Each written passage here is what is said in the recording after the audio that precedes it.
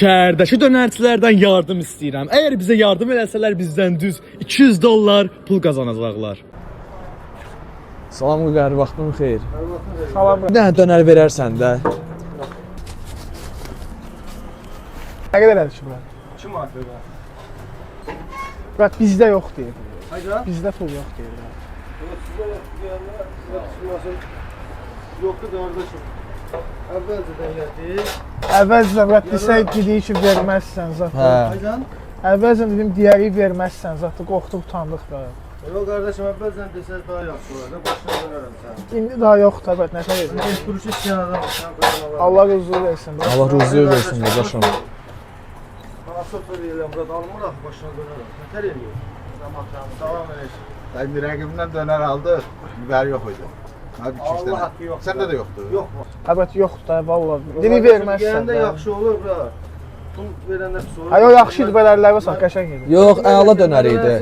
Yox, bura dönərin yaxşı idi deyirəm. Bildim ya qardaşım, yaxşı olmasa mən burada dönər satmaram, sonra düşəsərəm. Bilirəm yaxşı. Burası yeyəndə yaxşı Allah olur, haqqı verəndə yoxdur. pis olur, başına dönərəm sən. Bura səndən qabaq da bir nəfər dedi, vermədi də. Dedik biz belə eləyək, başqa variant yox idi. Olmaz axı qaqam. İndi üstümüzdə yoxdur da. Üstüzdə yox, nətər eləyək? Bağışla da biraz dedi də, deməyəcəm. Bağışla burada, Allah bağışlasın, ben de deyirəm sizə. Halal eləyirsən əsas. Allah xoşunuz olsun, qaqam. Doğrudan. Allah xoşunuz olsun. Çəkişlə aran belə necədir sənin? Çəkirsən qardaşım, belə mən hələ ki çəkişə düşməmişəm. Düşsən nə olar? Nə olum qardaşım? Pis olmaz, pis olmaz. Gəl sənə bir dənə yaxşılığa yaxşılıq edeyim mən də. Sən nə yaxşılıq? İstəyirsən ora çıxa bilərsən alınırsa. Bura səhərdən əlimdə bu görmürsən. Hə, bura.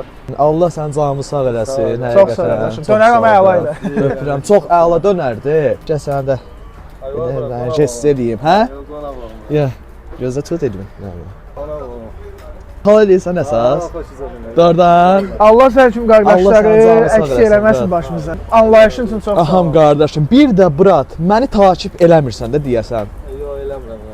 Əgər sən məni takip eləsəydin, bizdən düz 500 manat pul qazanırdın. Bundan Siz də sonra dostlar, hamınız takip eləyin. Əgər mənim qarşıma çıxsaz, videoda iştirak etsəz, sizə 500 manat verirəm. Hər takip eləyənə 500 Bizdən manat. heç nə getmir. Prosta bir dənə takip. Takip eləyirsiniz, videonun içində sizə 500 manat pul verirəm. İndi bu qardaş eləmədi, yenə də hədiyyəsini aldı bu yaxşılığına görə. Allah canını sağ eləsin.